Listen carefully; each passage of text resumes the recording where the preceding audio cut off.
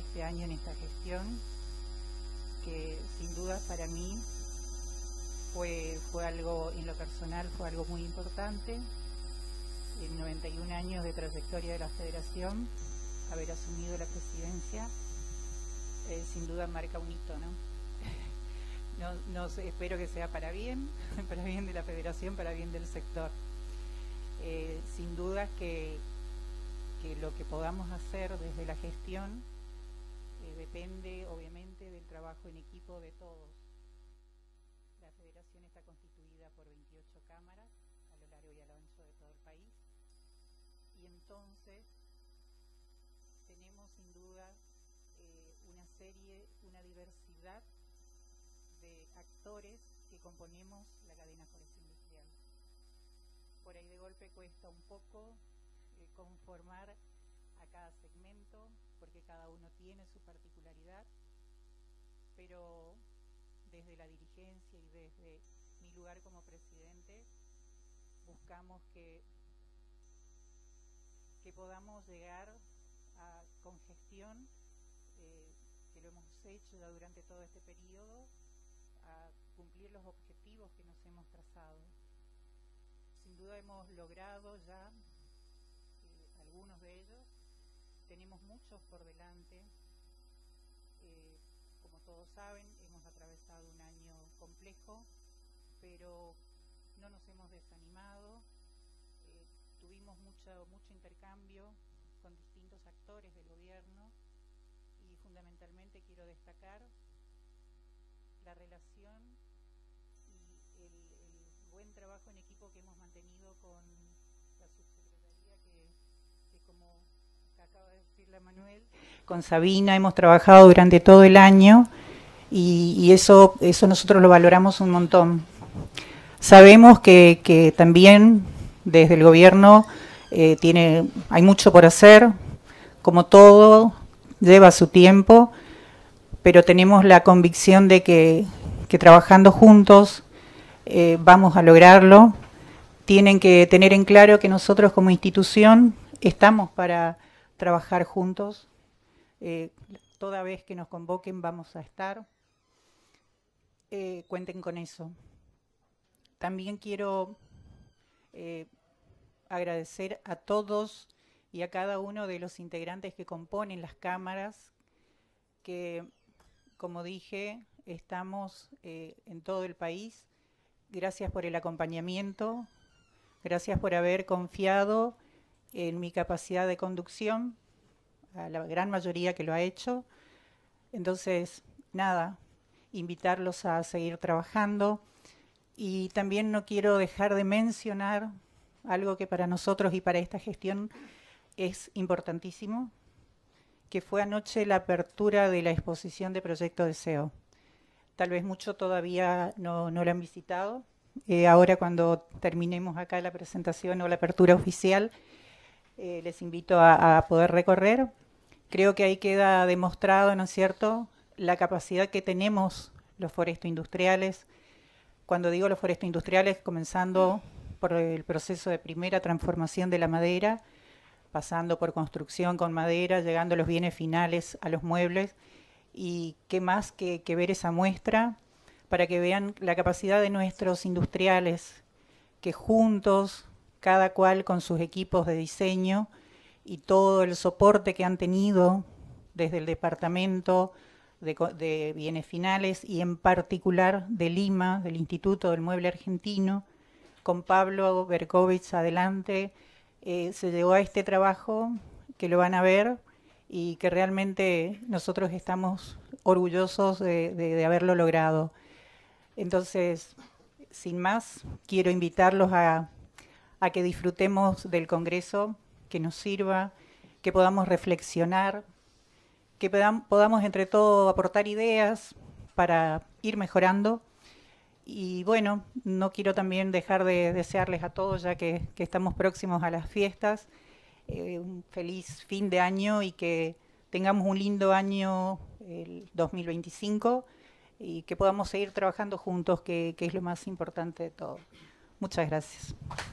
Muchísimas gracias a la señora presidenta de FAIMA, Mercedes Omeñuca. Lo invitamos, por favor, a tomar la palabra el señor presidente de CAME, Alfredo González. Muchas gracias.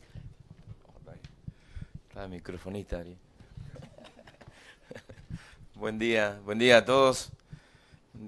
La verdad que es un honor poder estar aquí, acompañado por colegas en doble vía, ¿no? Colegas gremiales empresarios como los colegas de la Federación, de UIA, que trabajamos siempre en conjunto. Y qué bueno que estemos acompañados también por funcionarios nacionales, que es muy importante para las entidades poder trabajar y articular. Mucho más todavía en una federación como lo es FAIMA. Para nosotros es un honor. Hace poco se incorporaron a CAME también y para trabajar en conjunto, tal cual lo hacemos con UIA en muchos sectores.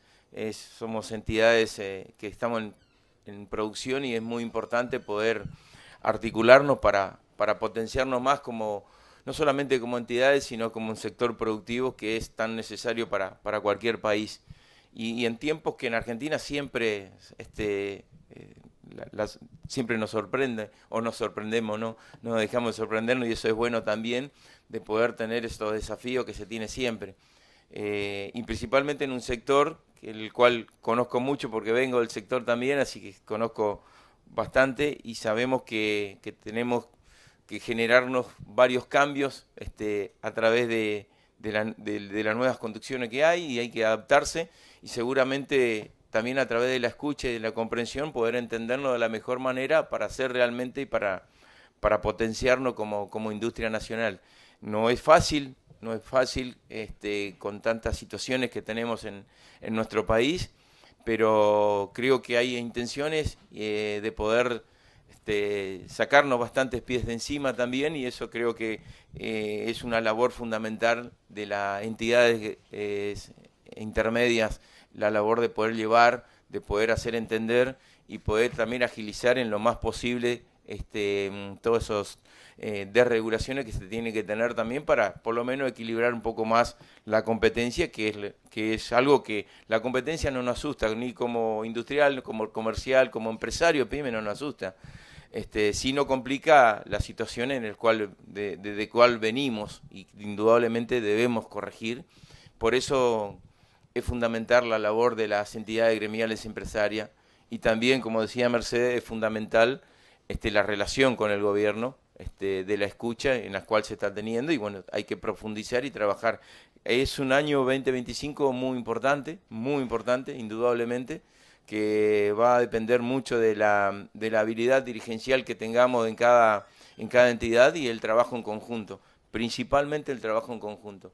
El trabajo colectivo entre entidades va a ser fundamental, por eso yo valoro mucho la apertura de no solamente de la Federación, sino de la UIA, de trabajar en conjunto siempre en temas específicos, y seguramente en este año vamos a trabajar mucho más todavía. Felicitarla a esta Federación por las 28 cámaras territoriales que tiene, que es muy importante, ser federales y entender realmente la industria nacional y lo que es el interior de nuestro país es muy importante para poder también entender las asimetrías y poder comprender cómo mejorarla, no mejorar la asimetría, sino ir achicando esa asimetría que tenemos en cada lugar de nuestro país, cada región es distinta, cada región todas tenemos asimetría, pero son distintas y se deben corregir a través de los bloques. Por eso desde CAME insistimos tanto del trabajo de los bloques, tanto en el Norte Grande, el Centro, Patagonia y Cuyo. Ahora hay uno nuevo formado que se llama Litoral, específicamente por el tema de hidrovía, algo muy importante para el sector forestal también, el tema de la hidrovía, en los cuales es importante que las entidades tengamos el lugar que debemos tener, pero también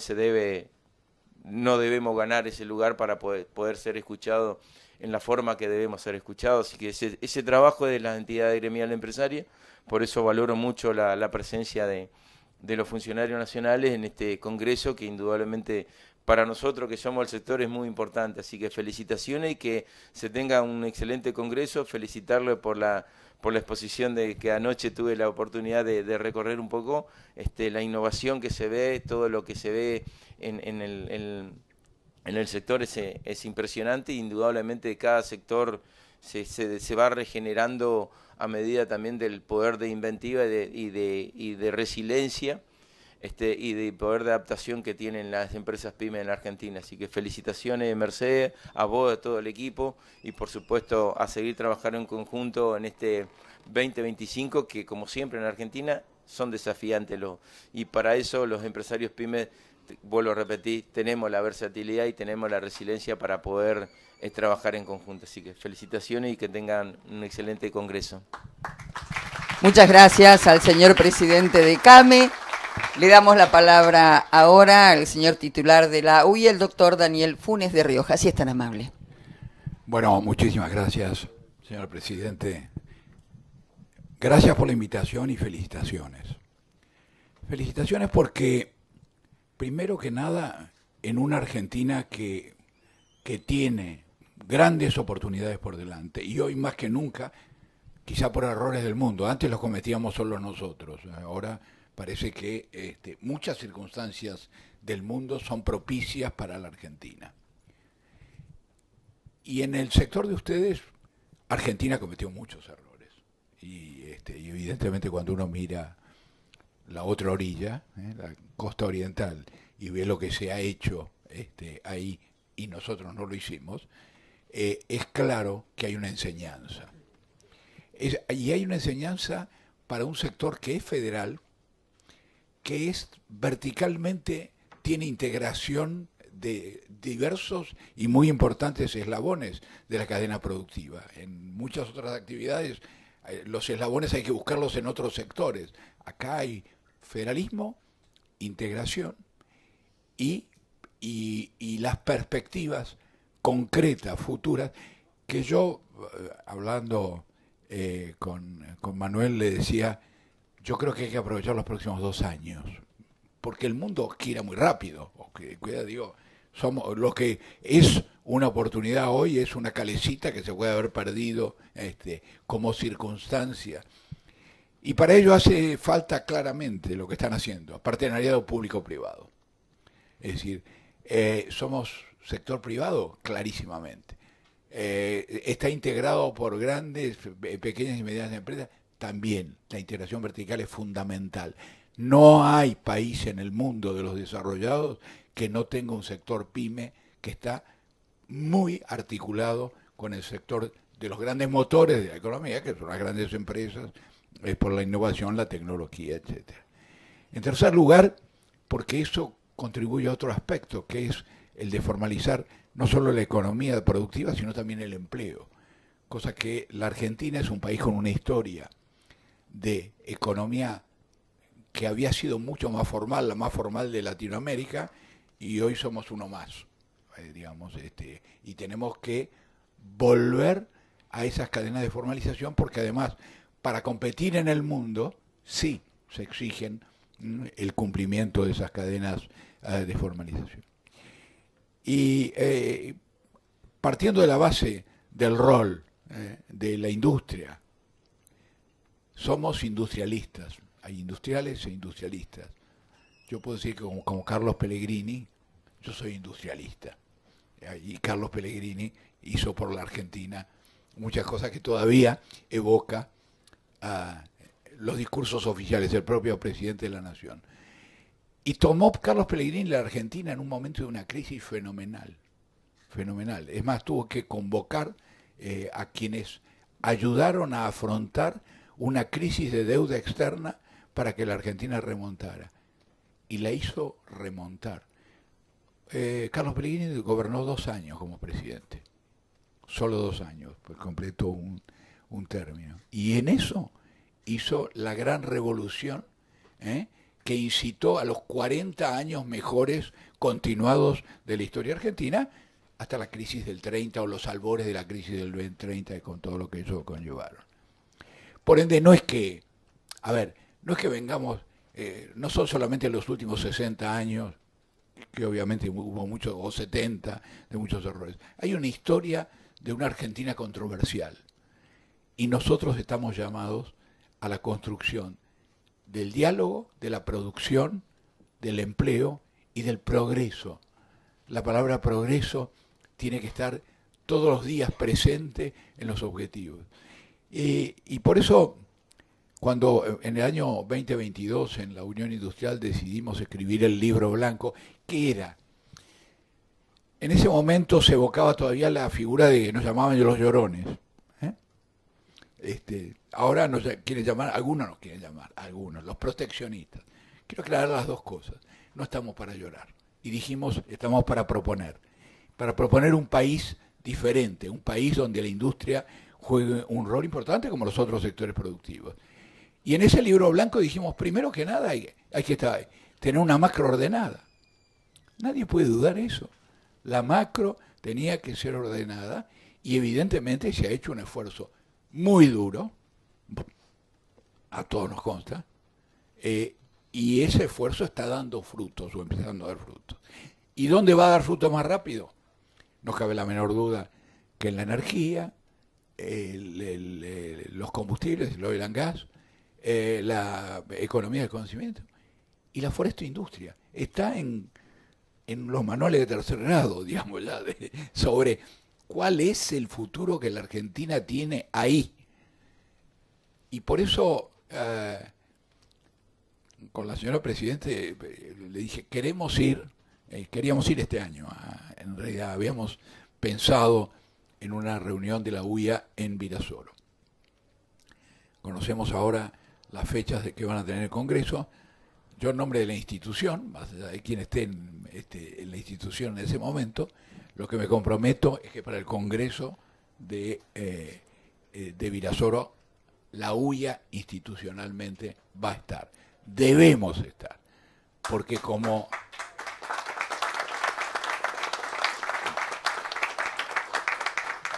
Gracias. Con un objetivo, mostrar, ayudar a recorrer los pasos que nos permitan la competitividad. Los pasos, digamos, hubo un atajo histórico en los últimos años de recesión del 2000. En la conferencia industrial, Diego Coats, el director ejecutivo, recogió determinados datos. Años en recesión del 2010 al 23, es decir, en 13 años tuvimos 7. Inflación promedio anual en ese periodo, 51% la promedio. Subas de tipo de cambio superiores al 10% en ese periodo, 5. Entonces, hablemos de los problemas en serio, es decir, continuidad, objetivos y competitividad. Ahora, esa competitividad tiene muchos contenidos. Tiene contenido de... Y no estoy hablando de la productividad es un problema que las empresas todos los días hay que trabajar. Ahora, ¿en qué contexto?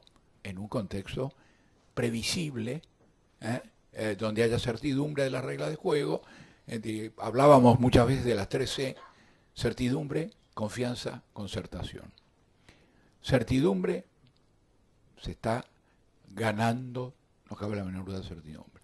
¿Queda mucho por hacer? Sí. El otro día nos reunimos con el ministro Sturzenegger, una larga reunión, donde punteando norma por norma, lo que en una de esas no hay que tocar la norma, pero hay que tocar el aplicativo, porque ¿para qué?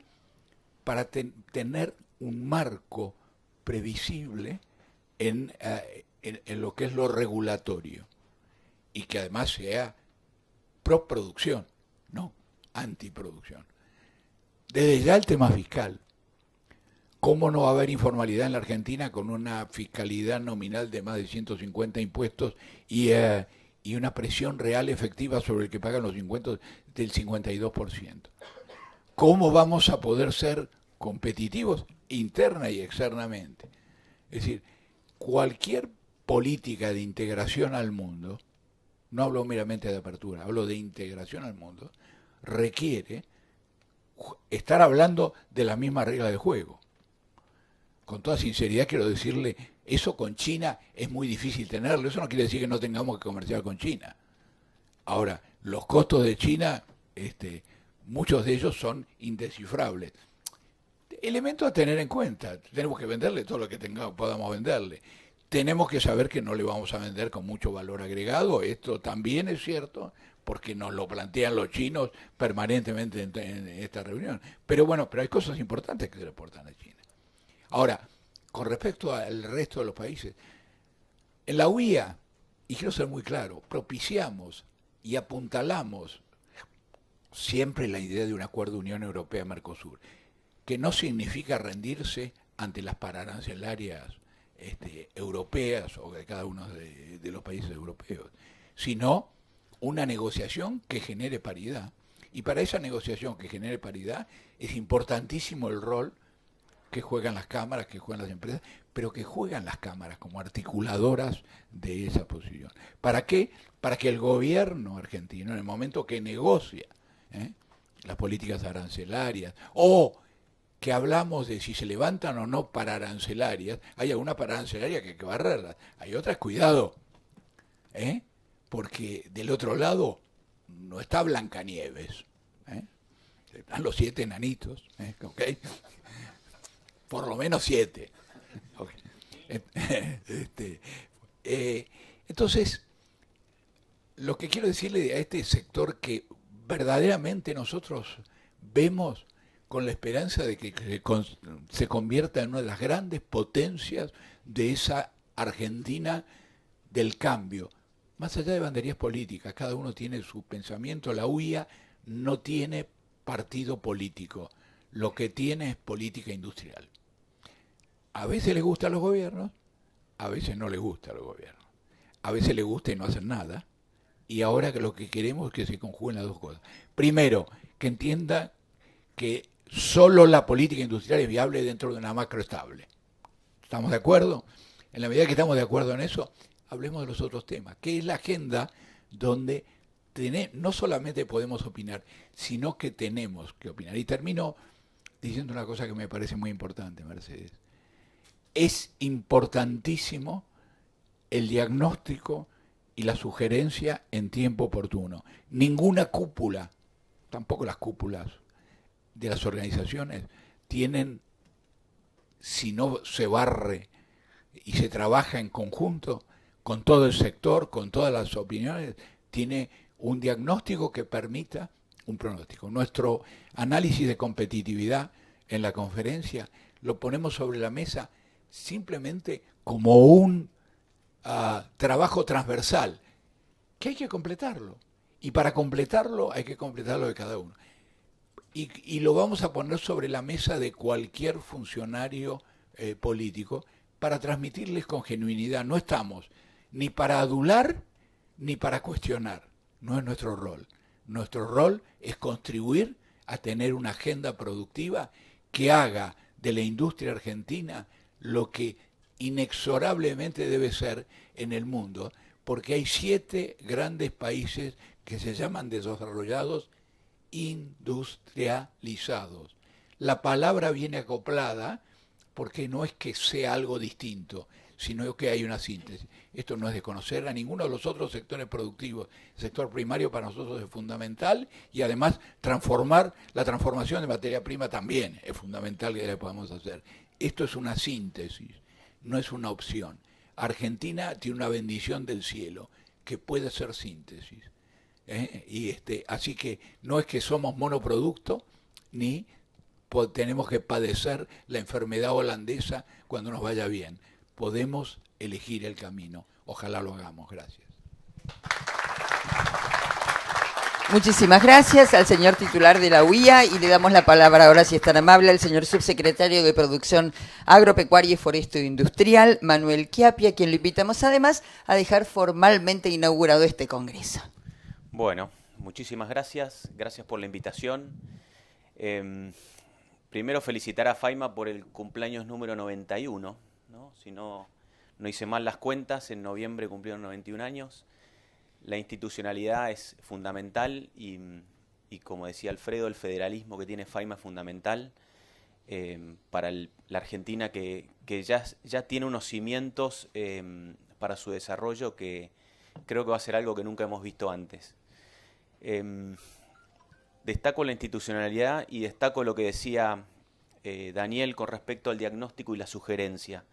La cadena forestal industrial es un ejemplo, porque allá por el 2019 en 2020 desarrollaron el Plan Estratégico Forestal Industrial 2030 como un ejemplo de dejar la queja, dejar la propuesta, el reclamo y pasar a la propuesta.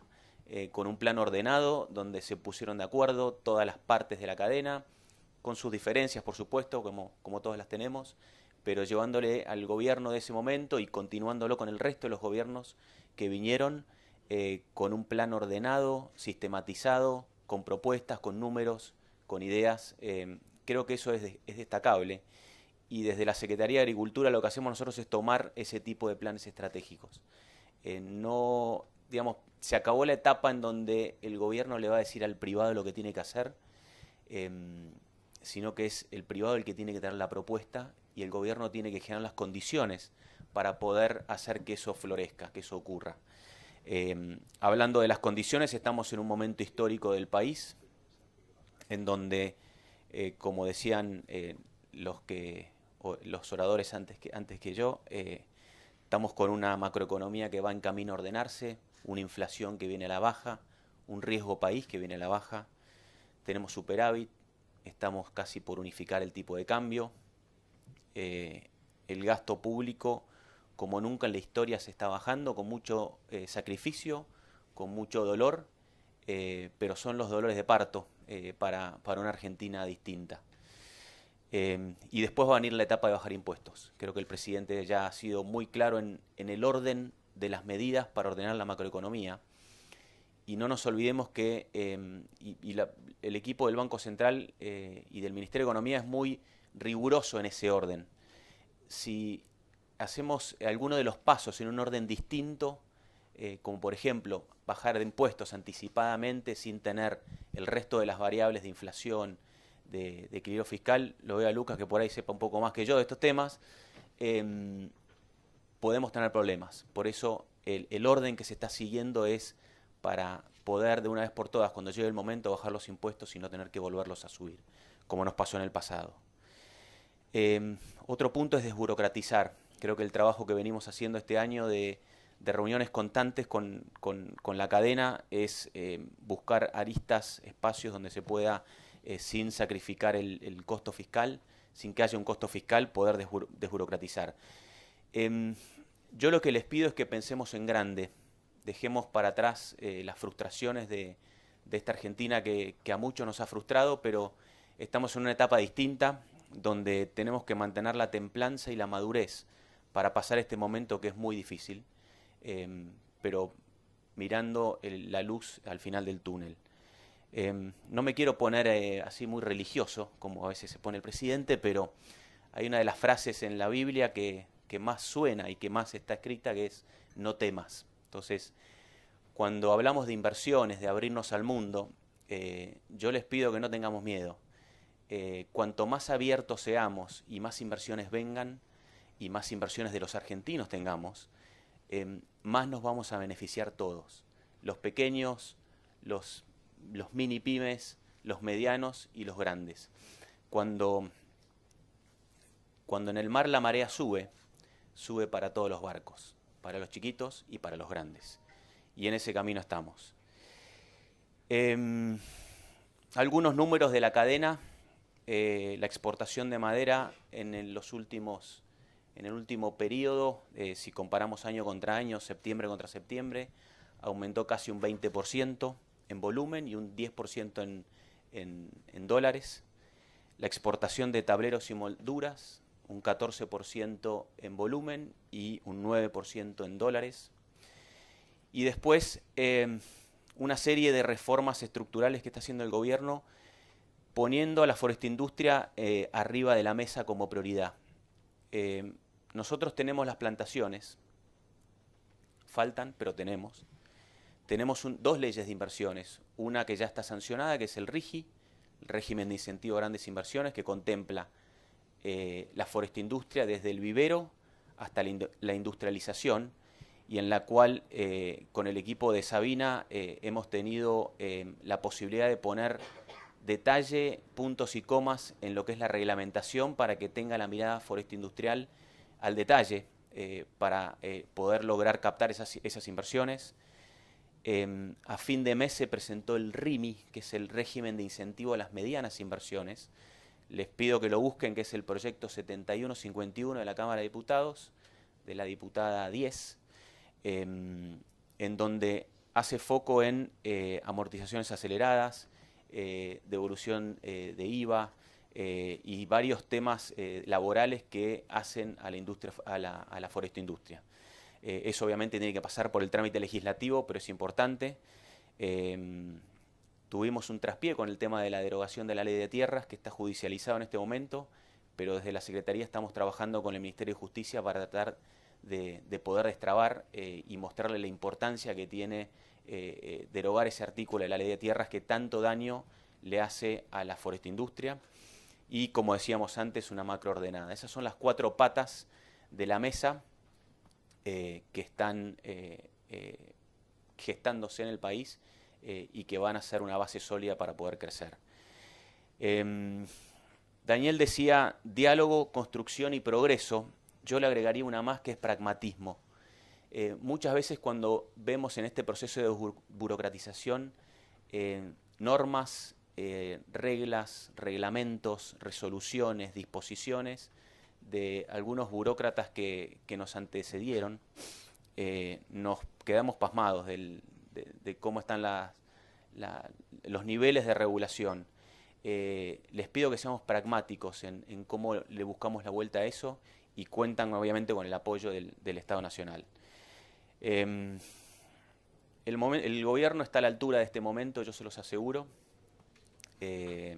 Vamos a apoyar y estar, digamos, acompañándolos en el ansiado despegue de la forestoindustria, para que dejemos de hablar de potencial, del potencial de la forestoindustria y de una vez por todas lo materialicemos.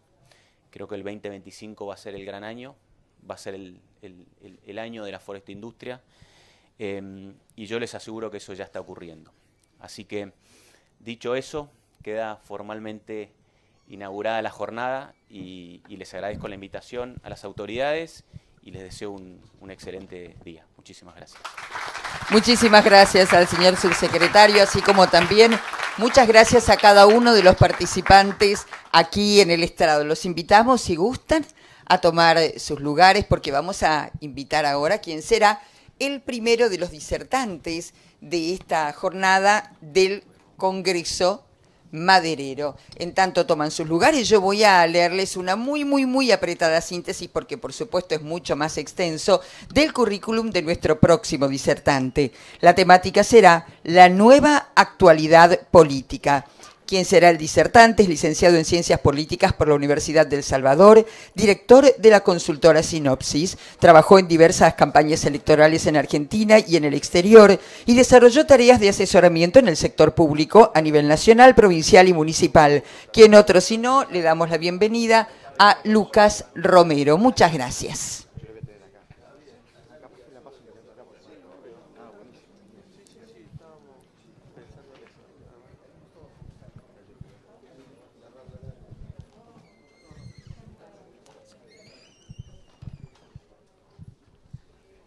Lo invitamos entonces a subir. Entendemos que aquí ya está todo dispuesto.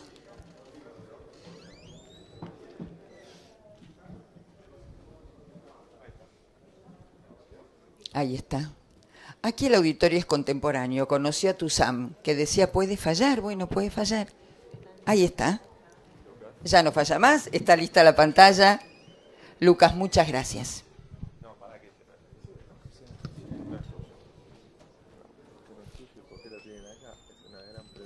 En tanto, paso a contarles que vamos a continuar a lo largo de esta jornada con distintas disertaciones que estarán abordando, temáticas todas, por supuesto, relacionadas con la coyuntura nacional e internacional y, por supuesto, en relación directa con la industria y con el sector maderero en particular. Ahora sí. Bueno, buen día. Gracias por la presentación. Gracias a las autoridades del Congreso por la invitación. Siempre es interesante hablar del escenario político. Esta coyuntura argentina particularmente se nos vuelve más interesante aún para los politólogos.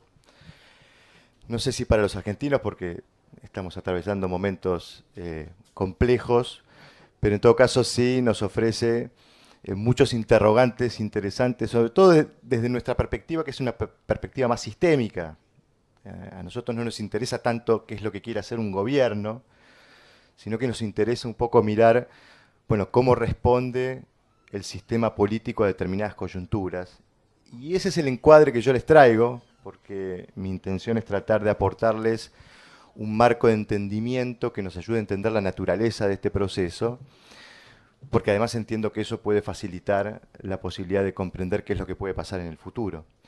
Y dadas las circunstancias coyunturales de que estamos cumpliendo un año de gobierno de Javier Milei, un poco el título de la presentación es analizar lo que ha pasado a lo largo de este año y qué es lo que puede pasar en adelante. Y comienzo haciendo un resumen de lo que entiendo es lo que estamos viendo en la escena, que es esto que dice allí la placa, ¿no? Un gobierno intentando hacer algo muy difícil en condiciones políticas muy poco propicias, porque naturalmente todos comprendíamos el año pasado que el principal desafío político era resolver el desafío económico, pero los argentinos fuimos a votar y produjimos una configuración política del sistema muy poco propicia para tomar decisiones y enfrentar ese desafío económico. Así que la primera parte es pensar cómo piensa uno un ciclo presidencial, qué pregunta se hace cuando uno analiza lo que está ocurriendo en un ciclo presidencial. Y uno podría preguntarse naturalmente qué es lo que quiere hacer este presidente, pero no alcanza con eso, más particularmente para este ciclo, que es un ciclo de gobierno en minoría. Además de preguntarnos qué quiere hacer este presidente, tenemos que preguntarlo, bueno, ¿qué tiene que hacer este presidente para hacer eso que quiere hacer? Y para complejizarla más aún, bueno, hacer correctamente esas cosas que hay que hacer para hacer lo que el presidente quiere hacer. Es decir, hay diferentes planos para analizar el accionar del gobierno, la teoría aplicada, la praxis, pero además también hay diferentes planos respecto de, bueno, cuáles son las ideas que tiene este presidente, cuál es el qué, sobre todo vinculado al desafío económico, cuáles son las decisiones económicas que este gobierno quiere tomar.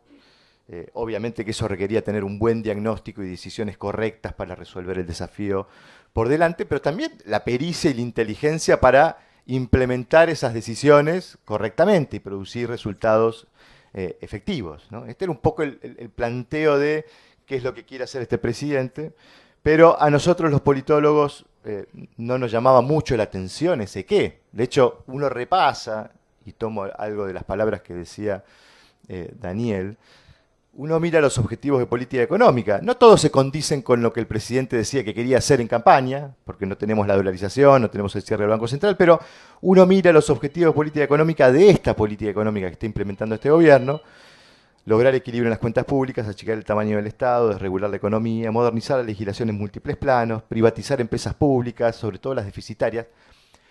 Uno podría decir, bueno, probablemente haya consenso respecto de que estos objetivos son compatibles con la idea de normalizar el funcionamiento de esta economía. Después uno podrá discutir las profundidades, las intensidades, las estrategias, pero no pareciera haber mucho ruido en el qué, ¿no? No pareciera ser un problema el qué cuando uno lo mira desde esta perspectiva. Obviamente, de vuelta, insisto, tiene matices las discusiones de algunos de esos aspectos. Pero esencialmente lo que nos llamaba la atención a nosotros, los politólogos, que era la pregunta que nos hacíamos el 9 de diciembre del año pasado, es ¿cómo va a ser este tipo para gobernar? Porque veíamos esa configuración del sistema político y decíamos, acá vamos a tener dificultades desde el punto de vista de las condiciones de gobernabilidad, cómo implementar un programa económico, cómo implementar un programa de gobierno, ¿no? La viabilidad política de todo esto, la capacidad y la fortaleza para tomar decisiones, para implementarlas, la pericia de un oficialismo que encaró este proceso, y uno lo advertía los primeros meses, con dirigentes, con funcionarios, con legisladores que preguntaban, che, ¿esto cómo se hace? ¿Cuál es el botón que hay que apretar? Sobre todo en el Congreso, ¿no? Pero advertíamos ahí un plano de dificultad desde el punto de vista de la viabilidad política o la implementabilidad del programa de gobierno, y finalmente lo social, porque también estaba presente esto de, bueno, hay la necesidad de corregir determinados desequilibrios. Eso implica tomar decisiones complejas. Bueno, va a haber tolerancia social para soportar un programa económico que corrige esos desequilibrios. ¿Cuál va a ser la paciencia social? ¿Cómo el gobierno va a administrar esas expectativas? Porque gobernar es resolver problemas, pero también es administrar expectativas. También es tratar de construir esa paciencia social necesaria para esperar resultados. Con lo cual, nuestra dificultad o el foco de nuestro interés, por lo menos de los politólogos, era observar esta parte del problema. No tanto el qué, en todo caso eso se lo dejo, va a estar Martín después más adelante en el Congreso, se lo dejo a los economistas, pero la pregunta era, bueno, ¿cómo va a ser este gobierno para gobernar? Y yo digo ahí dos desafíos que tenía que evitar. La resistencia política. Un gobierno quiere implementar una decisión, que no haya resistencia política que obture esa capacidad de implementar las decisiones y que no haya resistencia social, es decir, que la gente tolere el tratamiento. Esos eran los dos interrogantes que veíamos al comienzo de este ciclo tan particular, tan llamativo, con esta figura tan singular como es Javier Milei. Entonces me voy a concentrar un poco en analizar qué pasó en ese sentido para tratar de entender por qué a un año podemos decir, bueno, Milei gobernó. Seguramente no quiso o no pudo hacer todo lo que quiso. Seguramente si le preguntamos al presidente, ¿usted quería hacer esto o más? No, yo quería hacer más. Bueno, pero algo hizo, pudo avanzar en el proceso de toma de decisión y me interesa destacar por qué pudo avanzar, ¿no? Porque ese desafío de ordenar la economía antes de que se desordene la política que tenía el presidente al comienzo del ciclo, según nuestra perspectiva, porque esa era un poco la combinación compleja. Hay que ordenar esta economía, para eso necesitamos producir padecimientos, eso puede desordenar la política y eso puede obturar el proceso de ordenamiento económico. Ahí aparece ese desafío circular entre la política y la economía que enfrentaba este gobierno. Pero permítame ponerme un poco teórico, porque me parece que vale la pena y sirve como marco conceptual, insisto, para entender la naturaleza de este proceso político. Lo que ustedes ven allí es la tapa de un libro, es un libro escrito por un politólogo, Samuel Kernel, es un politólogo californiano, norteamericano, aún vivo, pero el libro es viejo, el libro está escrito en 1986. Kernel investigaba en aquella época nuevas estrategias de liderazgo presidenciales.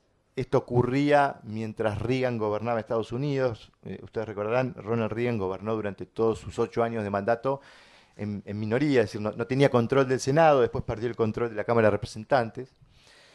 Y él miraba un poco esa época y empezaba a advertir, dice, que los presidentes, en vez de interactuar o interlocutar con los actores políticos y eventualmente presionar a los actores políticos para que contribuyan con el proceso de toma de decisión, dice, yo veo que cada vez más le hablan al público y no a los políticos. La tapa del libro muestra un micrófono, porque en esa época, década del 80 en Estados Unidos, proliferaba la televisión por cable. Los medios de comunicación se hacían aún más masivos de lo que la televisión ya los había transformado. Y él dice, yo creo que los presidentes apelan al público porque quieren que el público sea el que presione al resto de los actores políticos para tomar decisiones. Si lo describimos en un esquema, eso sería, en vez de que el Ejecutivo presione al Congreso, bueno, el Ejecutivo, el presidente va al público y que sea el público el que presione al Congreso. Y hubo mucho de esto en la sanción de la ley bases. Si reproducimos lo que fue todo el proceso de discusión de la ley bases, Milei manda el proyecto, el Congreso se lo empieza a desmenuzar, en un momento Milei dice, retira el proyecto, esto no me sirve. Principio de revelación, decía el presidente. En realidad, lo que quería hacer el presidente era señalar al Congreso que el Congreso no le estaba aportando las herramientas que el presidente reclamaba, suponiendo que eso podía ayudar a producir una presión de parte del público al Congreso para que el Congreso le diera herramientas al presidente.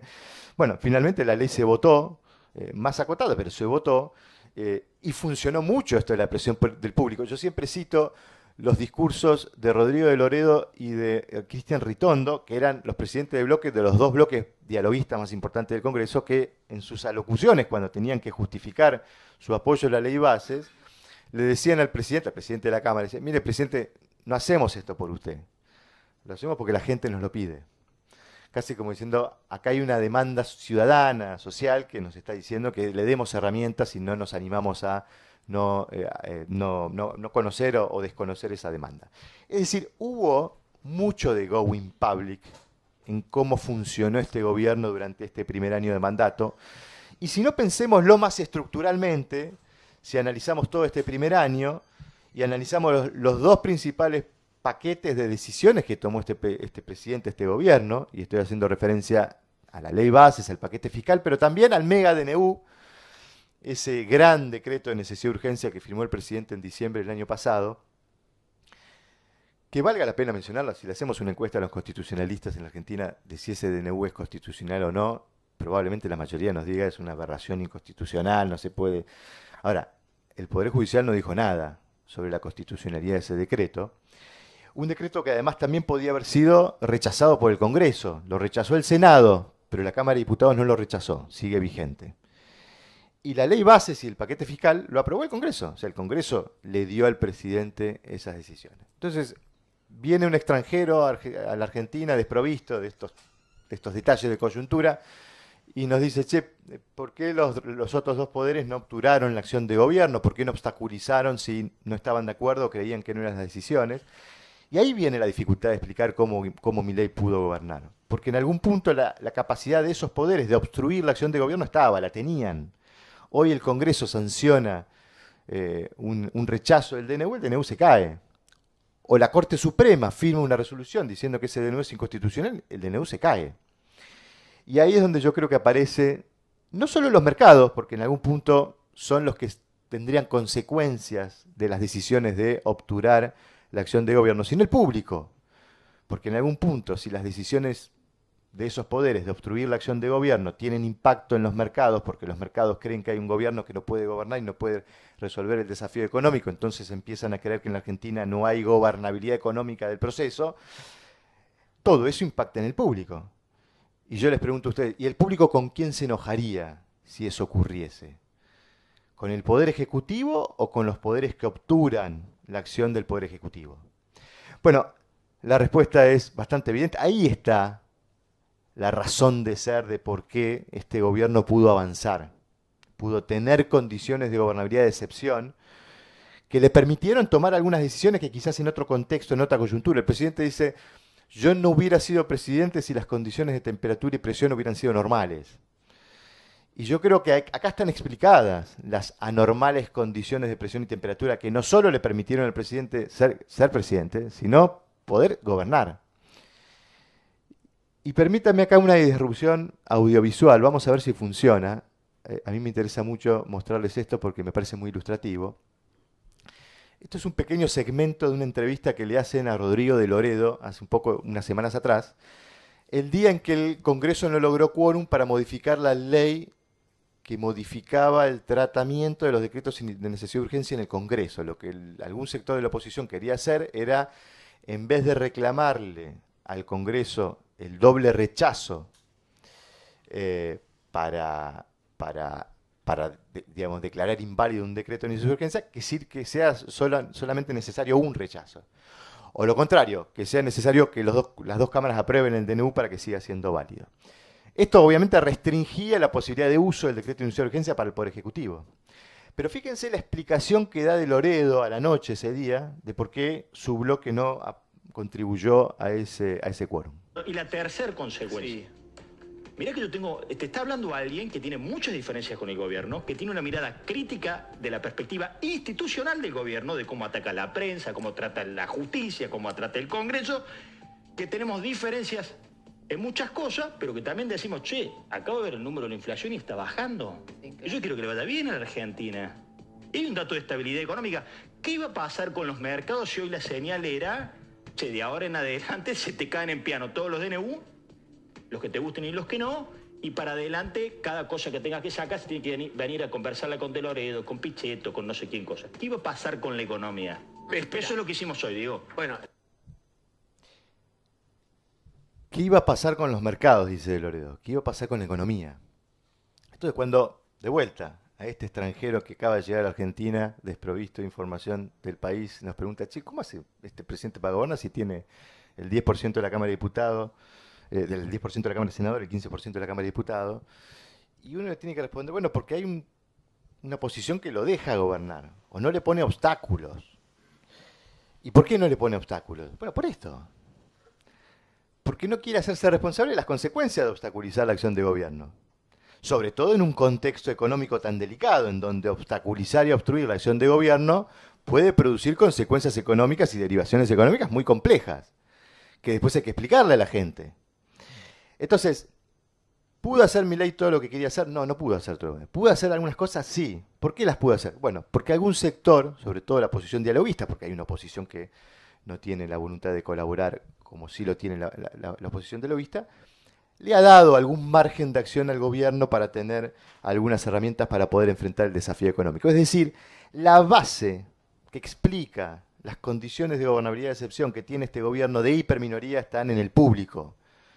Porque a quien le temen esos dirigentes, opositores, dialoguistas, para no obstruir la acción de gobierno, es el público. Esa es la reacción que el público pudiera tener sobre su actitud de no votarle leyes al Congreso o de rechazarle algunas decisiones al Congreso. La base de la legitimidad de la acción de gobierno ha estado en el público y esta es la rareza de la naturaleza de este proceso político, ¿no? Que recoge como ningún otro su base de legitimidad de acción de gobierno en el apoyo popular. Porque, de hecho, esto ocurre en un contexto en donde este público del que estamos hablando, mayoritariamente, está muy enojado con la dirigencia política.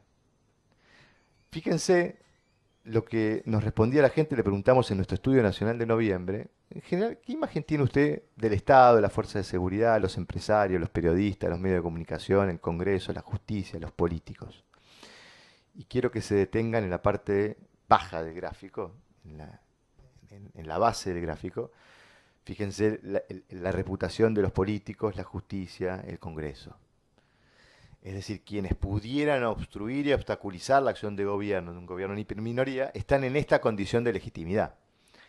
Están en una situación compleja, con una perspectiva de reputación frente al público muy desgastada, con altos niveles de rechazo. Esto obviamente en términos generales, acá pagan justos por pecadores, ¿no? Probablemente hay algunos dirigentes que tienen mejor imagen que otra, pero lo que quiero decir es que ese público que le demanda a este presidente, che, resolveme los problemas, en algún punto también actúa como un factor de contención para que el resto de los poderes pudieran obstaculizar la acción de gobierno. ¿Y por qué decimos que la base de la legitimidad de la acción de gobierno está sustentada sobre el público? Bueno, porque si el público se llegara a enojar, y este es el riesgo que tiene este proceso, si el público se enojara con Milei porque Milei no les resuelve los problemas, bueno, ahí la cosa sería distinta, porque ahí el resto de los poderes sí pudiera encontrar razones y legitimidad para poder obstaculizar y obstruir la acción de gobierno. En definitiva, esta es la descripción estructural de la naturaleza de este proceso que nos está permitiendo ver un presidente que en esta condición extraordinaria de minoría puede avanzar, puede gobernar y enfrentar el desafío económico complejo que tiene por delante. Conclusión de todo esto, es un presidente que depende exclusivamente de sostener los niveles de apoyo porque ahí radica su fuente de legitimidad para la acción de gobierno. Pero decía, este es un presidente que necesita evitar la resistencia política porque no tiene autonomía decisional, no puede tomar decisiones solo, entonces necesita evitar que la política lo obstruya para poder avanzar y tomar decisiones, pero también es un presidente que necesita evitar la resistencia social. Esto que decía recién en la última placa, que se le enoje la gente. Si la gente se le enoja, cuando digo la gente se le enoje, que se le enoje mayoritariamente la gente, bueno, ahí las condiciones políticas cambiarían notablemente y estaríamos en una escena mucho más compleja desde el punto de vista político. Así que vamos a ver en qué medida la gente está enojada o no con Milei, y para eso tomamos algunos indicadores de opinión pública. Esta es la imagen que nosotros venimos registrando de Milei. Esto es hasta mayo, y ahora van a entender por qué me detengo ahí. El gobierno, obviamente, que atravesó un proceso de dificultad al comienzo, el peor momento de la etapa de corrección, de ajuste, enero, febrero, impacto, imagen negativa que se volvía mayoritaria. Después recompone un poco la imagen del presidente hacia mayo. Desde mayo hasta octubre vimos esto, un proceso de deterioro. Fueron meses en donde la economía empezó a presentar algunos interrogantes, la brecha se fue, los dólares paralelos se fueron a 1.500, se ensanchó la brecha, empezó a estabilizarse el proceso de desinflación, tuvimos 4 meses con inflación que arrancaba con 4, no parecía no perforar el piso de 4. Hasta octubre, en noviembre vimos una recuperación fuerte de la imagen, 5 puntos la positiva, cae 5 puntos la negativa.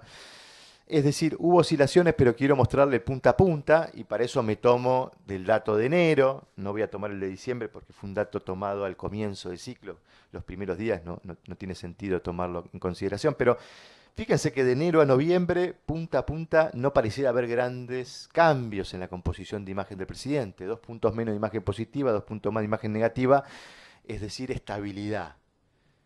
Durante un proceso en donde la economía produjo muchos padecimientos en la gente, y ahora lo vamos a ver.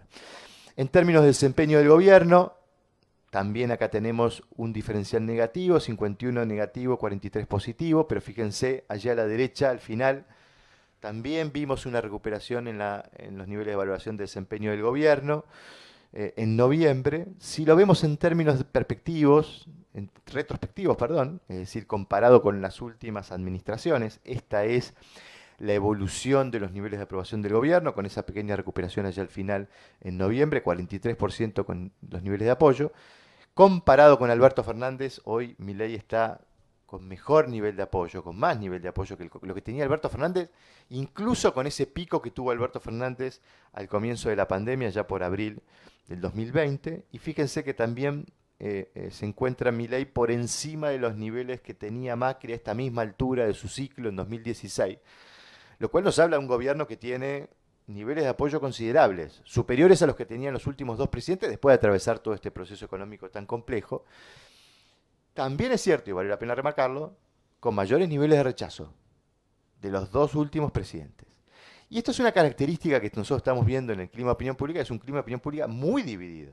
Nosotros tenemos en la Argentina sectores de argentinos que tienen una mirada muy positiva de lo que está pasando y sectores que tienen una mirada muy negativa, y esos 2 bloques están bien configurados, bien diferenciados, con niveles de imagen muy antagónicos, ¿no? Después, en términos de preocupaciones, algo que fue característico de todo este año, que fue la inversión de las preocupaciones económicas. Veníamos de una opinión pública muy preocupada por la inflación. Fíjense lo que eran los niveles de preocupación en febrero. 65% de la gente nos decía que el principal problema del país era la inflación, de un listado muy variado de problemáticas: inseguridad, corrupción, educación, narcotráfico. Pero esa preocupación se derrumba del mismo modo que desacelera la inflación durante todo este año, y empieza a crecer la preocupación por el desempleo, ¿no? El impacto del proceso de recesión económica empieza a hacer mella sobre la preocupación, no solo de gente que perdió el empleo, sino de la gente que siente que puede perderlo, ¿no? El empleado que ve que el comercio o el local en donde trabaja no vende, o el operario que ve que la planta empieza a reducir su actividad. Es decir, múltiples factores que pudieran alimentar la preocupación por el desempleo, con la preocupación por la corrupción en segundo lugar, un dato que no debería llamar la atención porque esa preocupación es muy fuerte en los votantes del oficialismo, y este es un presidente que le dice a sus votantes, sobre todo el tiempo, que el Estado está lleno de corrupción, que está lleno de nichos de corrupción, que digamos, no debería sorprender que esos votantes crean que la corrupción es un problema, y por eso aparece en segundo lugar. No porque haya una preocupación sobre la corrupción esencialmente de este gobierno. Y después, en términos de expectativas, que es otra forma de describir el clima de opinión pública, que cómo la gente ve el presente en relación al pasado y cómo la gente ve el futuro. Bueno, ahí pasó algo interesante. Nosotros hacemos 4 preguntas habitualmente en nuestros estudios nacionales. ¿Cómo ves el presente en relación al pasado, el presente del país? ¿Y cómo está tu situación económica personal en relación a un año atrás? Y lo mismo hacia el futuro. Y hasta mayo veíamos una cosa: mejoraban todos estos indicadores, la gente veía con menos dramatismo el presente a medida que pasaban los primeros meses de ese año, veía que bajaba la inflación, creía que la cosa estaba mejorando, y su situación personal también veía que mejoraba, más lentamente, pero en todo caso mejoraba respecto de enero, febrero, aún siendo que la gente miraba con dramatismo el presente en relación a un año atrás, pero veía con optimismo el futuro. Esta tendencia se revirtió entre mayo, junio, julio, agosto, como mostraba recién también los indicadores de aprobación de desempeño del gobierno y de imagen de Milei, y en noviembre tuvieron una recuperación. Ahora, miren los 2 gráficos de arriba, porque en esos gráficos lo que uno ve es que la línea roja está por arriba, y bien por arriba. Es decir, cuando uno mira cómo los argentinos ven el presente en relación al pasado, los miran con dramatismo. Dice, che, estamos peor que el año pasado.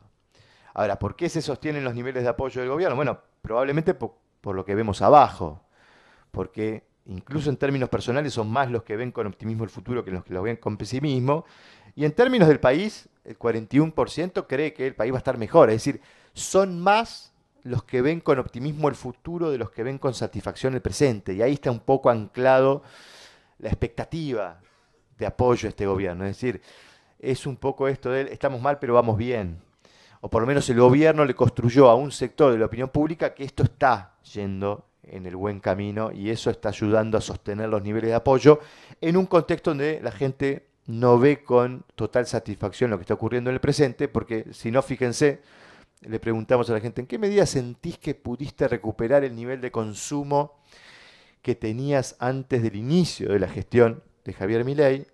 Bueno, el 56,9% nos dijo en noviembre, recuperé poco o nada del nivel de consumo que tenía antes.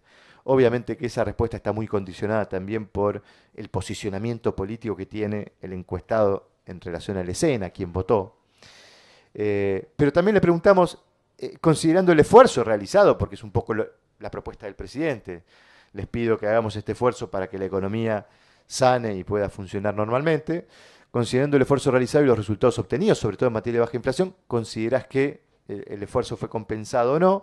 Bueno, el 57,1 nos dice el esfuerzo no fue compensado del todo o el esfuerzo estuvo lejos de ser compensado. Es decir, uno no ve con estos resultados, y obviamente que también acá tenemos una perspectiva política de la opinión pública de la gente, uno no ve con estos resultados que la opinión pública esté disfrutando la escena.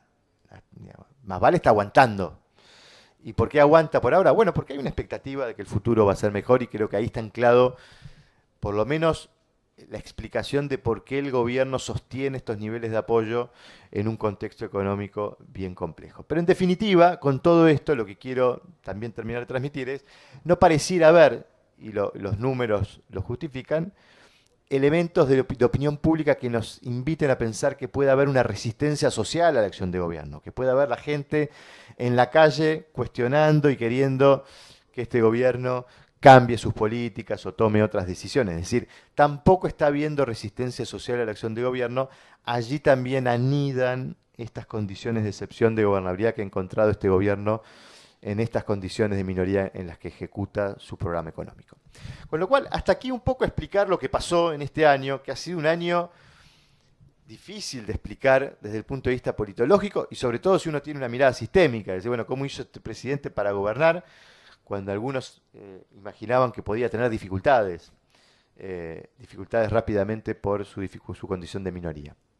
Pero ahora pensar qué puede pasar hacia adelante y naturalmente pensar el año que viene. El año que viene tenemos elecciones muy relevantes para este ciclo político, para este presidente. Es un proceso político que necesita revalidar esos apoyos que vemos en la opinión pública en los votos para poder consolidar y lograr fortaleza política que le amplíe el margen de acción.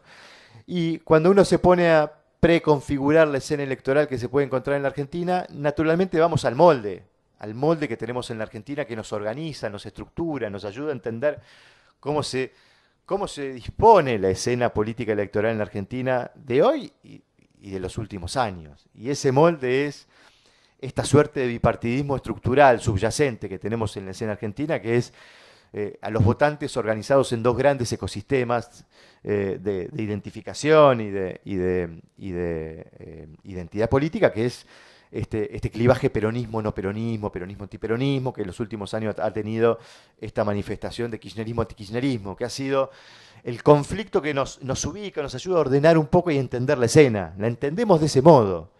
Después puede haber derivaciones secundarias y puede haber divergencias secundarias, pero los argentinos se agrupan más o menos mirando ese conflicto, que es nuestro conflicto izquierda-derecha, más o menos, con algunos matices, pero nuestro conflicto de izquierda-derecha.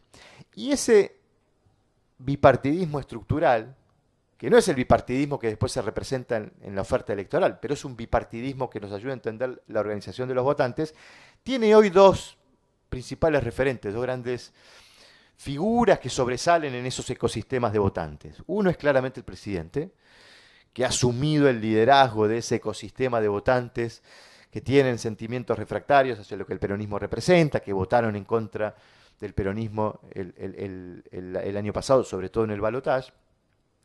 Y después la figura de Cristina Kirchner. Alguno me podrá decir, bueno, pero hoy lidera Cristina Kirchner el peronismo. Bueno, acaba de asumir la presidencia del partido. Naturalmente Cristina Kirchner está en una circunstancia de liderazgo disminuido, acotado en relación a lo que había sido históricamente su liderazgo en el peronismo. Y está en una etapa de reconstrucción de ese liderazgo en el peronismo. Parte de eso explica su interés de tomar control del partido cuando históricamente nunca había tenido ningún tipo de interés ni le había apetecido asumir roles burocrático-partidarios de su figura.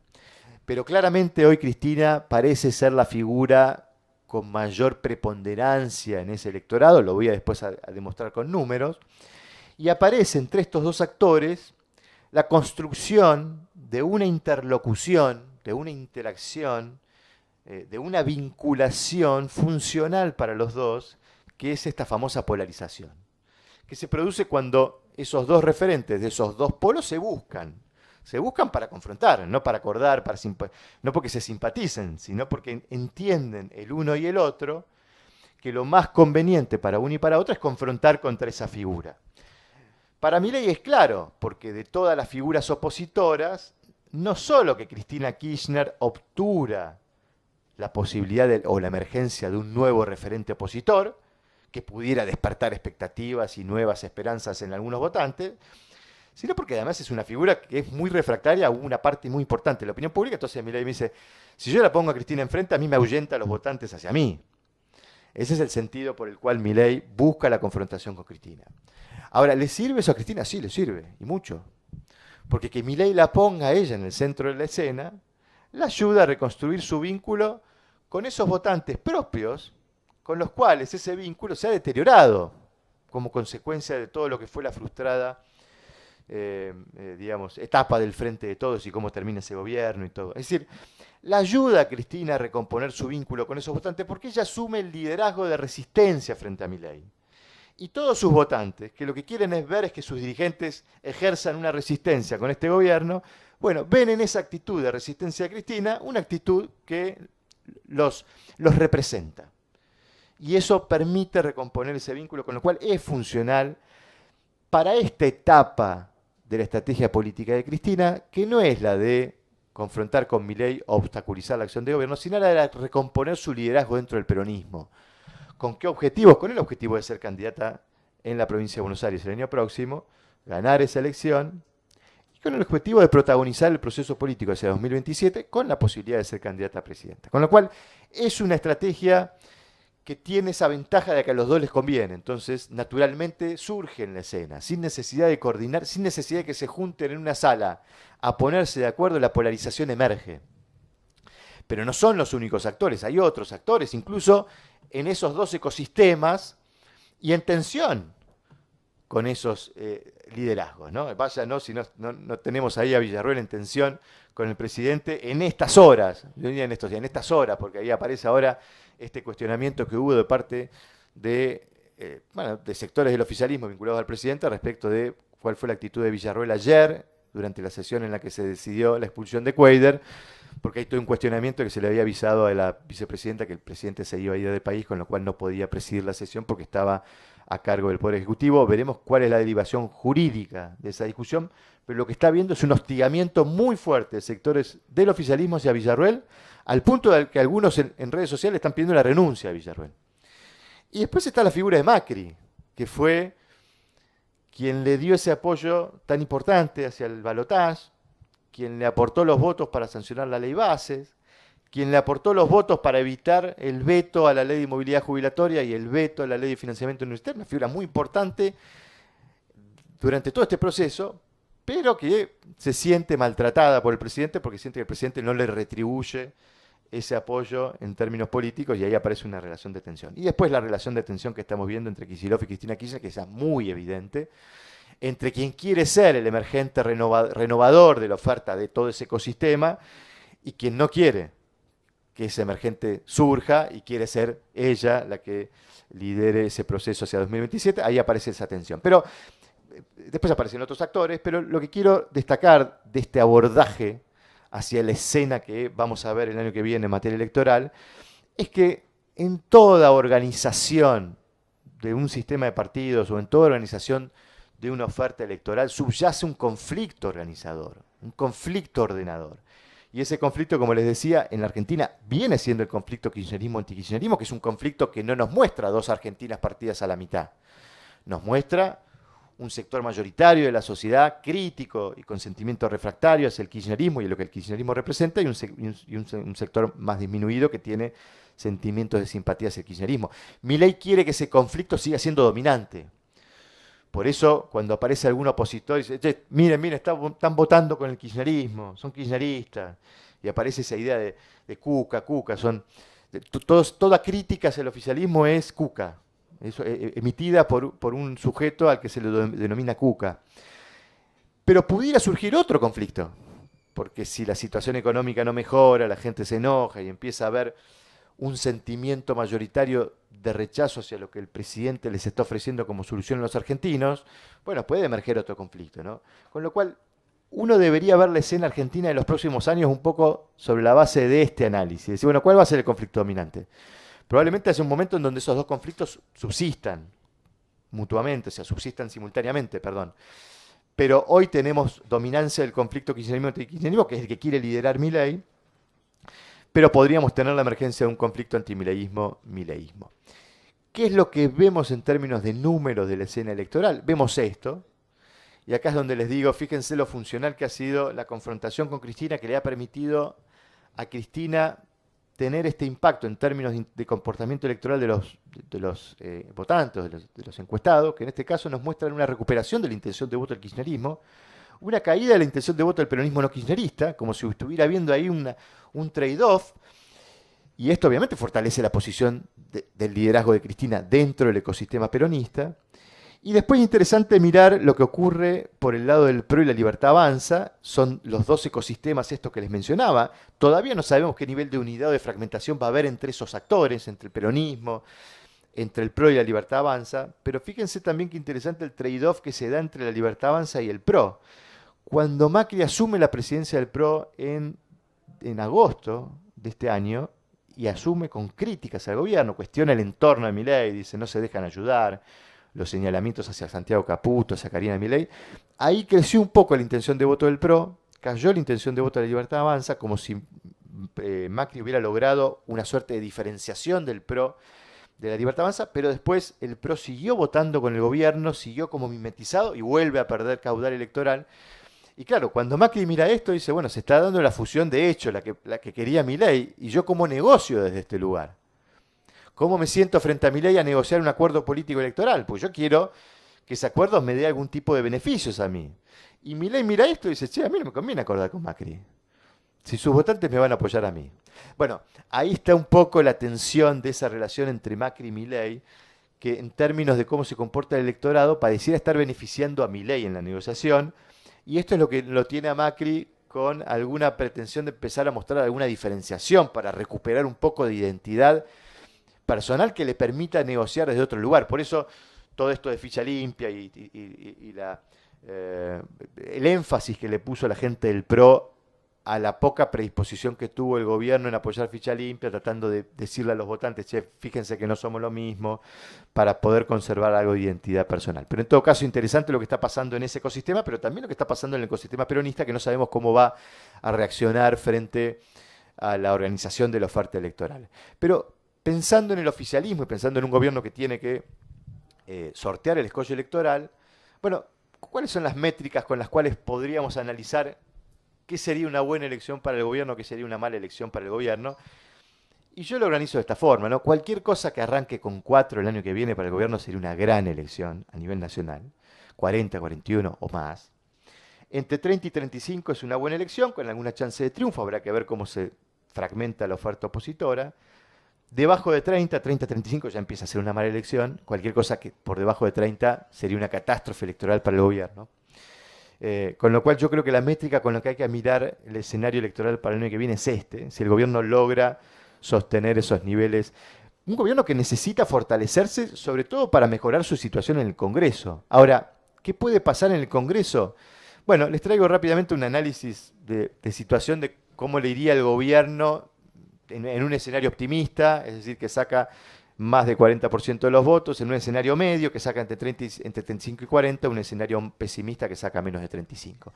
En un escenario pesimista seguiríamos teniendo un gobierno en minoría, y fíjese qué curioso, un gobierno en minoría sin un tercio, con lo cual necesitaría para sostener vetos presidenciales apoyos de otros actores. Es cierto, va a tener más diputados y senadores que ahora, sin lugar a duda, aún en el escenario más pesimista, pero no llegaría al tercio. En un escenario medio se acercaría ya sí al tercio en diputados, no en el Senado.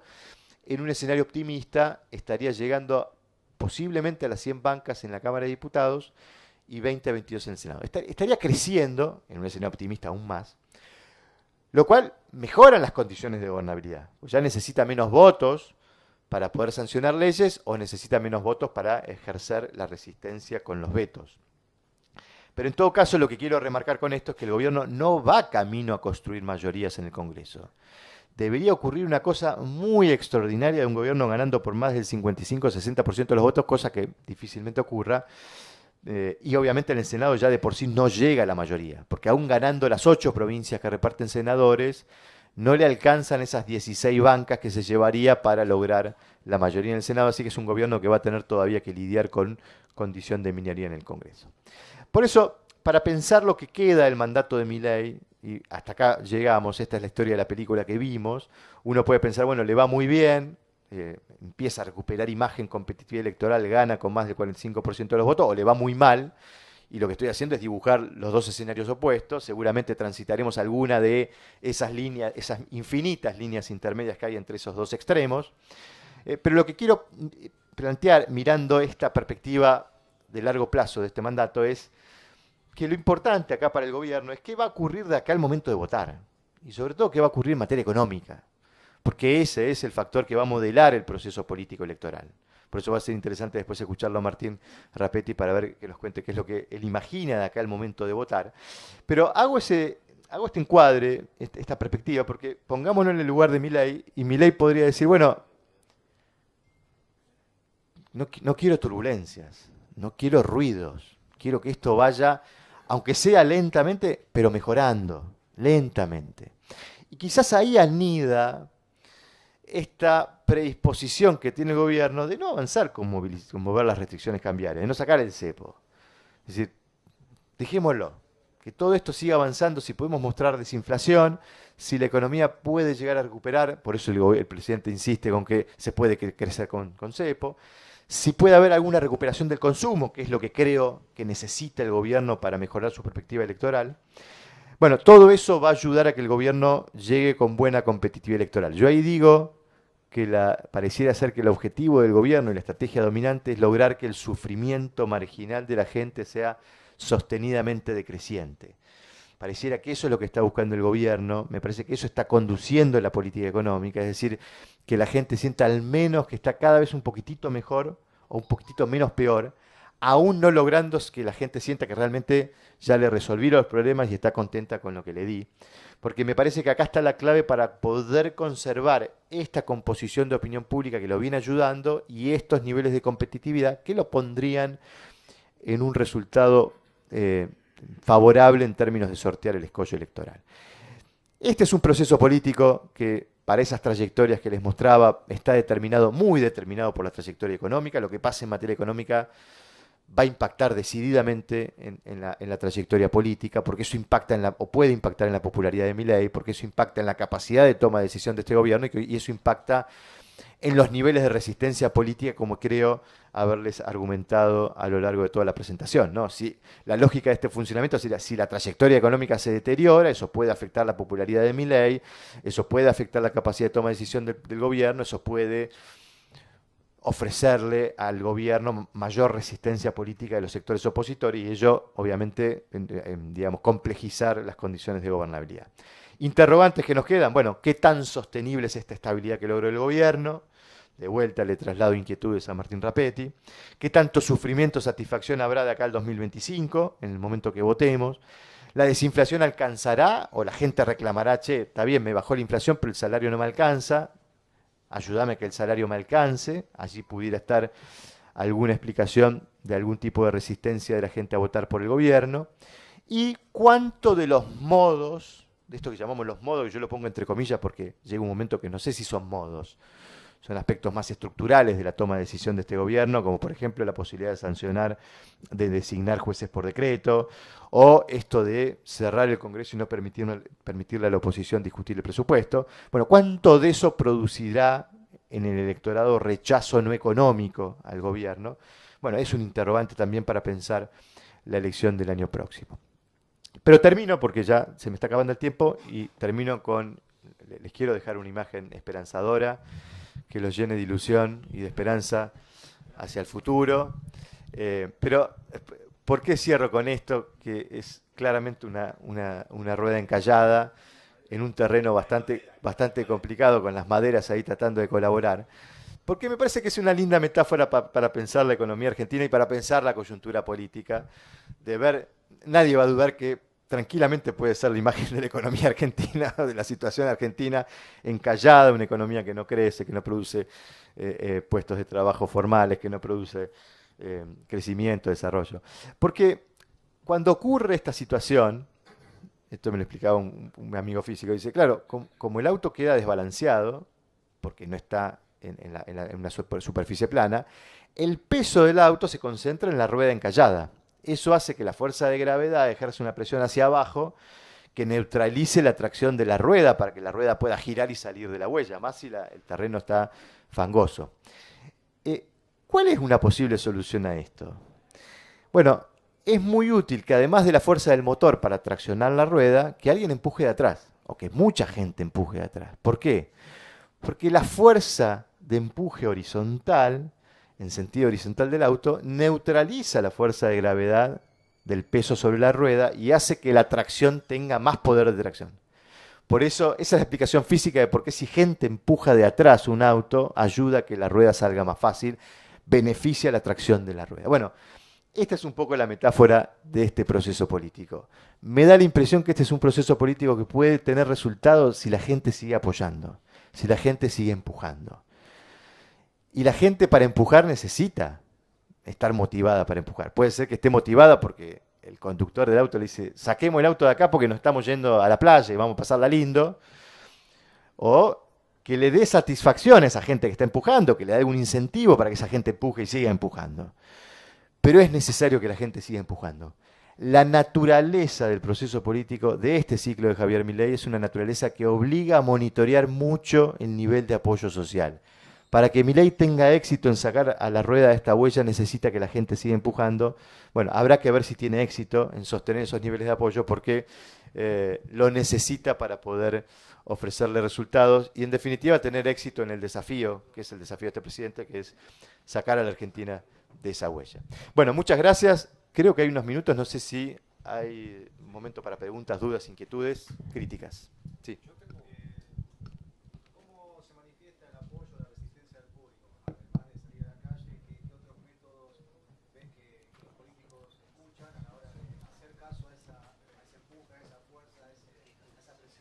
Bueno, sí, uno es esto, encuestas.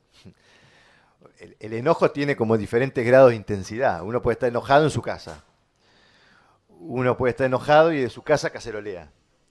Uno puede estar enojado y se junta con algunos amigos y dice, che, armemos una protesta. Y de repente muchos pueden estar enojados y dicen, bueno, vamos a la calle. Esa intensidad de enojo es un termómetro, pero la primera advertencia probablemente la podáis ver en las encuestas.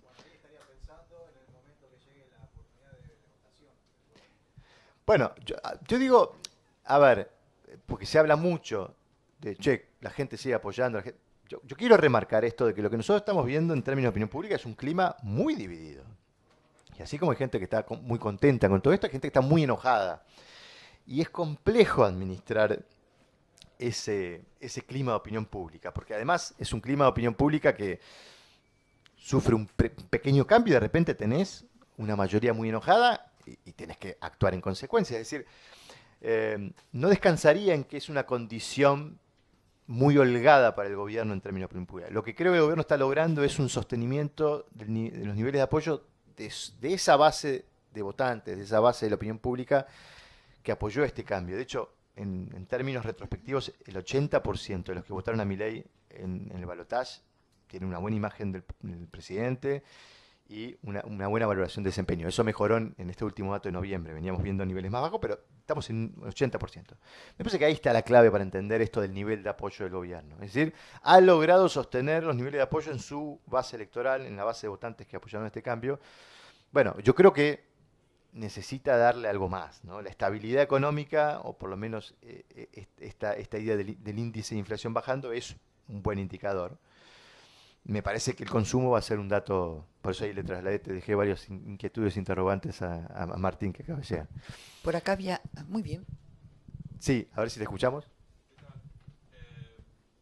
Buenos días.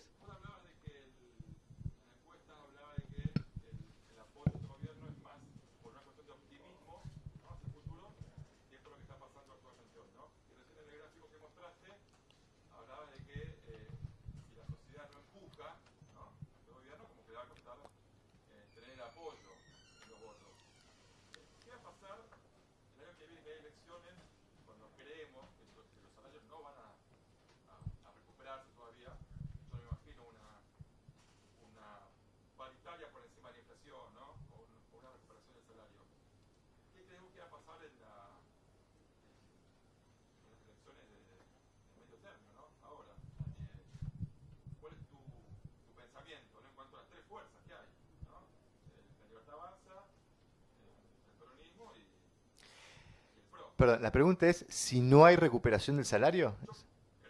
Sí, por eso. Ese es el escenario, el supuesto. Bueno, creo que lo remarqué. Yo creo que el consumo o la recuperación del consumo es un indicador a monitorear y a seguir por el gobierno. Sí. No, claro, de hecho, no me meto en el terreno de Martín, pero digamos, está bastante comentado esto de que la composición del gasto de los hogares ha cambiado, a los hogares les creció el costo fijo por la suba de los servicios, del transporte, entonces eso hace que aún los salarios, intentando volver al punto de inicio en términos de recuperación de poder adquisitivo, no se perciban. Ese indicador que se ha vuelto tan popular también entre los economistas, que es el ingreso disponible, que nos muestra que no hay recuperación en ese sentido, que creo que es lo que explica por qué cuando le preguntamos a la gente si sentís que recuperaste el nivel de consumo, vemos esos números que les mostré. La mayoría dice, no recuperé nada. Entonces, me parece que ahí están los interrogantes. Y la pregunta es, acá el gobierno les está diciendo, che, yo te estoy ordenando la macro. Y la preocupación de la gente puede ser, bueno, está bien, pero ¿y mi metro cuadrado, mi micro cómo? ¿Cómo hago yo o cómo haces para vos para resolverme un problema doméstico? Que es, ¿cómo hago para que mi salario me alcance para cubrir unos gastos o para sentir que mejora mi calidad de vida después de haber sufrido el ajuste? Es difícil de parametrizar la trayectoria de cómo ese supuesto que vos planteás puede afectar los niveles de apoyo. Si yo lo miro en lo que ocurrió cuando la desinflación se estabilizó en 4, en esos meses fueron los meses nosotros vimos deterioro en los niveles de imagen y de apoyo del gobierno. Como si la inflación fuera una suerte de bálsamo para calmar esa demanda. Decir, bueno, che, no puedo recuperar, pero mira, te estoy mostrando que la inflación está bajando. Y eso pudiera todavía alimentar alguna expectativa de, bueno, entonces capaz que en el futuro recupero. El momento es qué pasa cuando esa desinflación se estabilice. En algún momento, digamos, esa inflación va a empezar a moverse más lentamente y quizás ahí haya una demanda más intensa de recuperación del salario. No me quiero meter en el terreno de Martín de vuelta en proyectar qué posibilidades hay de que haya una recuperación vigorosa del salario. Tiendo a pensar como vos. Pero bueno, no tenemos una respuesta clara respecto de cómo va a impactar eso. La hipótesis es que pudiera impactar de vuelta porque me parece que es parte esencial de la demanda. La demanda del ciudadano no era que ver al IPC bajar, era ver al poder adquisitivo del salario mejorar, que es en última instancia lo que se reclama, ¿no? Sí.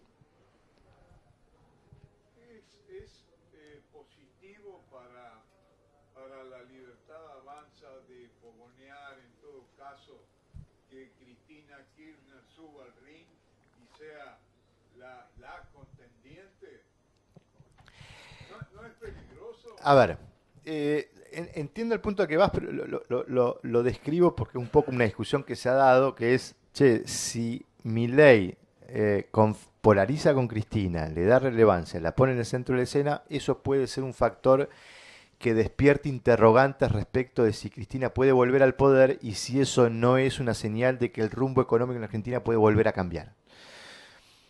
La estrategia política es dominante en ese sentido y es inteligente. Cuando digo es inteligente es beneficiosa para Milei, no hay ninguna duda. Si yo estuviera en el lugar de Milei haría lo mismo. Ahora, ahí surge, che, pero ¿y qué le pasó a Macri? Sí, pero el problema es que a Macri le falló la política económica. Pero la estrategia era igual de inteligente para Macri que para Milei.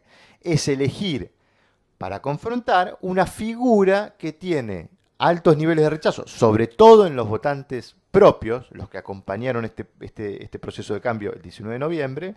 Entonces, si yo la pongo a ella, no solo obturo la posibilidad de una renovación de la oferta opositora, que aparezca alguien que despierte alguna inquietud, sino que todos aquellos que me votaron a mí y están en duda y ven cosas que no le gustan, cuando ven la alternativa, bueno, está bien, entonces sigo acá porque si Cristina es la alternativa, yo me quedo. Ahora,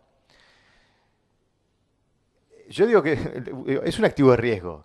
El activo de riesgo da alto rendimiento. Ahora, es un activo de riesgo, da mucho riesgo. ¿Y cuál es el riesgo?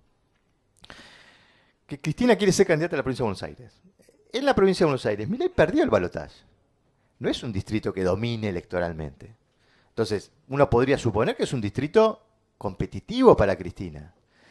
No sé qué economía vamos a tener en agosto, si hay PASO, o en octubre, si se elimina la PASO cuando lleguemos a votar.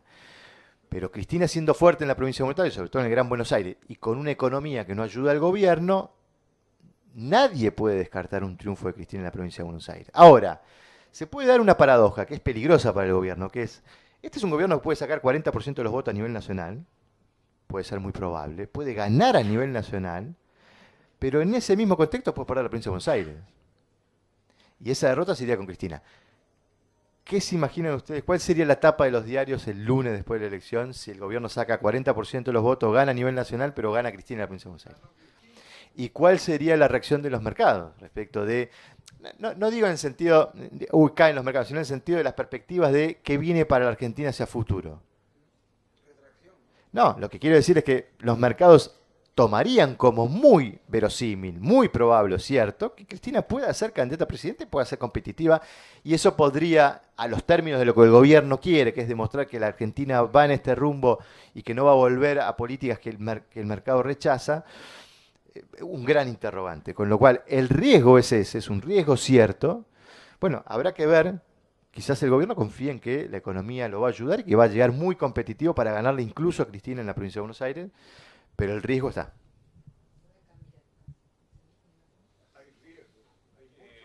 De alguna manera, como estaba respondiendo, pero en el ecosistema, ex vicepresidente y el gobernador, con el escenario optimista que consideraste en las elecciones del próximo año, ¿cuál es el impacto del ecosistema ex vicepresidente y gobernador sobre los liberales?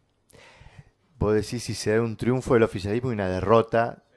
Bueno, si Cristina es candidata finalmente a la provincia de Buenos Aires y pierde la elección, uno podría suponer que podría ser un fundamento que vuelva a reponer la necesidad de encarar un proceso de renovación dirigencial en el peronismo para poder ofrecer algo más atractivo que pueda romper con esa mayoría que rechaza o tiene un sentimiento refractario hacia la figura de Cristina Kirchner. Yo creo que Kicillof, que claramente es la figura que tiene mayor proyección para protagonizar la pelea 2027, y él tiene la aspiración, Kicillof hace esa lectura, y por algunas cosas que Kicillof hizo durante la primera etapa de este año, por ejemplo, esa foto que se saca con Nacho Torres, un gobernador de Juntos por el Cambio en Chubut, un espacio que había sido muy confrontativo con el kirchnerismo, con lo que Kicillof representó en algún momento, lo mismo con Puyaro, nos mostró un Kicillof que digo, si yo tengo que salir de este corset que me pone Cristina, necesito romper para ampliar mi competitividad. De hecho, es eso lo que produce la reacción de Cristina. Esta tensión y esta pelea entre Cristina y Kicillof es consecuencia de que Cristina vio gestos de autonomía, de emancipación de Kicillof que no le gustaron. Y ahí aparece esta pelea. En algún punto, yendo creo que al sentido de tu pregunta, el resultado, aún siendo derrota, también tiene un sentido para ese ecosistema, para el peronismo, y pudiera reforzar la necesidad de una regeneración, y esto pudiera ser beneficioso para Kicillof, en decir, bueno, ves que necesitamos mostrar otra cosa. Kicillof hablaba de componer canciones nuevas, bueno, quizás además de componer canciones nuevas, necesitamos nuevos intérpretes, y quizás allí está el mensaje y la lectura que Kicillof quiere imponer si es que hay una derrota de Cristina, si Cristina es candidata, ¿no? Sí. La última puede ser, lo escuchamos.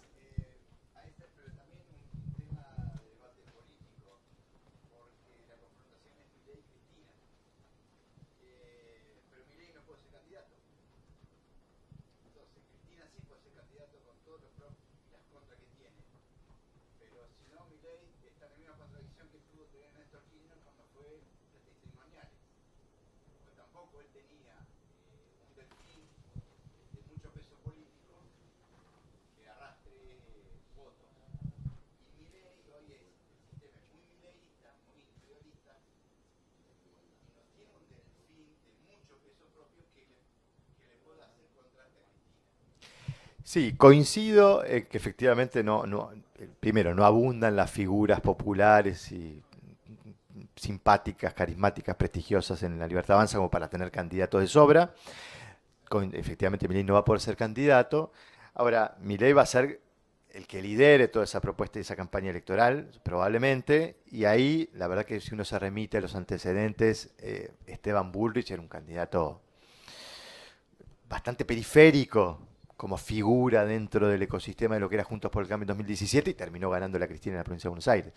Es decir, digamos, me parece que obviamente que el candidato va a ser importante, no debería ser un condicionante que impida pensar en la posibilidad de que Milei pueda hacerse cargo de esa campaña y liderarla como asumiendo él la candidatura, obviamente no de manera formal, pero bueno, veremos, digamos, desconocemos muchos aspectos del contexto para tratar de entender qué elección podría ser, particularmente cuál va a ser la oferta completa, porque de la pelea de esos dos después habrá que ver qué otras ofertas hay y cómo esas ofertas reducen la posibilidad de que esas dos principales ofertas puedan juntar aún más votos, ¿no? Así que todavía nos falta mucho camino para recorrer, por eso yo hablo de una preconfiguración de la escena electoral, solo para pensarla a tanto tiempo. No sé si... Estamos con el tiempo. Lucas Romero, gracias. Gracias a ustedes, un placer. Muchísimas gracias. Quedaron preguntas en el tintero, lo cual da cuenta de la importancia de su disertación. A todos, muchas gracias. 20 minutos a partir de este momento para poder hacer un break, para poder... En 20 minutos acá, me dicen exactamente. Pónganle 15, en 20, todos sentados acá para poder continuar. Descansamos un ratito, tomamos un café. Nos reencontramos en 20 minutos acá para la próxima disertación, Argentina y la dinámica económica en 2025. Gracias a todos.